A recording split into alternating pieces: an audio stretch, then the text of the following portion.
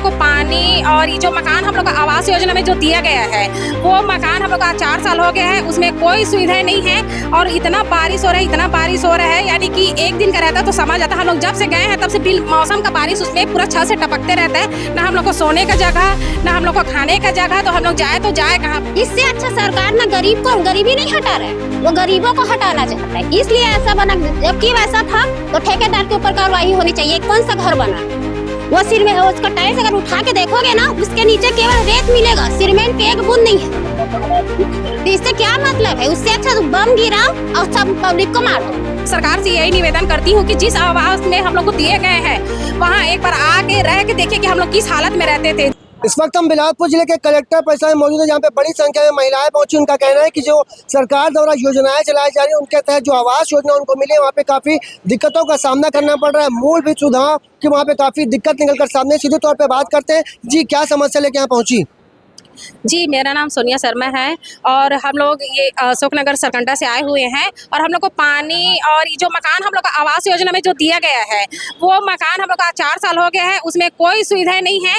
और इतना बारिश हो रहा है, इतना बारिश हो रहा है, यानी कि एक दिन का रहता तो समझ आता। हम लोग जब से गए हैं तब से बिल मौसम का बारिश उसमें पूरा छत से टपकते रहता है। ना हम लोग को सोने का जगह, ना हम लोग को खाने का जगह, तो हम लोग जाए तो जाए कहाँ। मैं तो सरकार से यही निवेदन करती हूँ कि जिस आवास में हम लोग को दिए गए हैं वहाँ एक बार आके रह के देखिए कि हम लोग किस हालत में रहते थे। जैसा भी था हमारा चाटीडी पुराना में हम लोग झुग्गी झोपड़ी में अपना गुंजाइश करते थे, लेकिन हम लोग बहुत बेस्ट रहते थे वहाँ।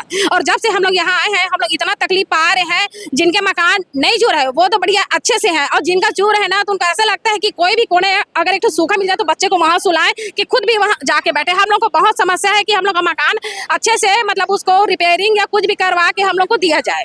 तो आपका ये कहना है कि जहाँ पहले रहते झोपड़ी में वो सिर्फ ज्यादा बेहतर था? वो ज्यादा बेहतर था। हम लोग को जैसा भी रखता था, खपरा वाला घर था, चूता था, उसको हम लोग हर साल बनवाते थे, लेकिन उसमें कोई भी दिक्कत नहीं आता था।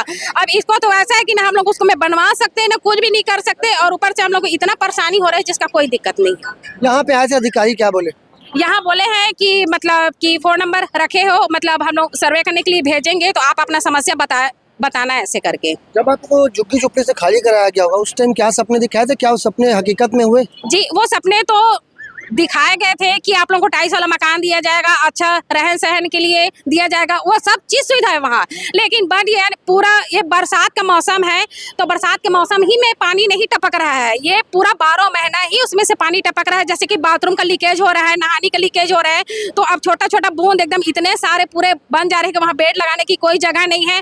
हॉल में बेडरूम में तो हम लोग सो भी नहीं पा रहे हैं सर, पूरा नाइट नहीं, ना बच्चे को भी नहीं सुला पा रहे हैं। ये बिजली की भी समस्या बता रहे? हाँ, बिजली की भी समस्या है कि देखिए ना हम लोग इंडक्शन जलाते ना कुछ भी। कहीं हम लोग 2-3 परिवार रहते हैं, उसमें देखो तो 800, 900, 1000, 1200, तो हम लोग कहाँ से कर पाएंगे सर? हम तो रोजी मंदूरी झाड़ू पोछा बर्तन चौका में जाते हैं, तो हम लोग कहाँ से कर पाएंगे? कितने साल से वहाँ पे रह रही? ये हम लोग 4 साल हो गया हम लोग रहते।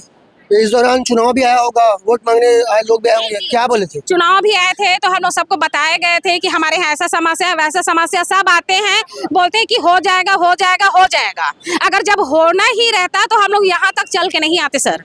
ये पार्षद क्या बोलते हैं? पार्षद बोलती हैं कि हो जाएगा, मैं आगे कार्रवाई करूंगी, ऐसा वैसा करके, लेकिन वो भी बट कुछ ध्यान नहीं दी है। आप ये कहना कुल मिला के उस आवास में नारकी जीवन जीने पर आप लोग मजदूर हैं, मजबूर। आप क्या कहना चाहते हैं? भैया वही है, इससे अच्छा सरकार ना गरीब को गरीबी नहीं हटा रहा है, वो गरीबों को हटाना चाहता है, इसलिए ऐसा बना। जबकि वैसा था तो ठेकेदार के ऊपर कार्रवाई होनी चाहिए। कौन सा घर बना, वो सिर में उसका टाइल्स अगर उठा के देखोगे ना, उसके नीचे केवल रेत मिलेगा, सीमेंट की एक बूंद नहीं है।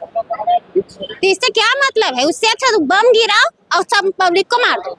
यहाँ पे काफी लोग परेशान हैं। आप तस्वीरों में देखेंगे कि एक महिला जो कि विकलांग है वो भी कलेक्टर परिसर पहुंची। इनका कहना है सरकार द्वारा जो आवास योजना के तहत उन्हें आवास दिया गया उसमें काफी मूलभूत सुविधाओं से वंचित है, काफी दिक्कतों का सामना वहाँ पे करना पड़ रहा है। बताया जा रहा है कि उस अटल आबाद में भी काफी बिजली का बिल आ रहा है। आप देखना होगा ये जो पूरी शिकायत है वो विभाग के अधिकारियों से की जा चुकी है। अब इनका समस्या का निराकरण कैसे हो पाएगा ये सोचने समझने की विषय इनका काफी गंभीर आरोप ये लग रहा है कि एक बार भी पार्षद वहाँ झांकने के लिए नहीं आते। बारिश का पानी इनके घरों में चूता है, पूरा घर भर जाता है। एक बड़ी समस्या निकल कर सामने आ रही है। आप देखना होगा पूरे मामले में विभाग के अधिकारी क्या कुछ निर्णय लेंगे और क्या कुछ कार्रवाई इसमें निकल कर सामने है, क्योंकि इन लोग का कहना है कि इसमें पूरा जिम्मेदार ठेकेदार का है। उसने घर जो निर्माण करते वक्त ठीक ढंग से वहाँ पर निर्माण कार्य नहीं किया, जिसके चलते यहाँ पर इनको काफी दिक्कतों का सामना करना पड़ रहा है। कैमरामैन मोनू सिंह के साथ जिया खान, सीजी भास्कर।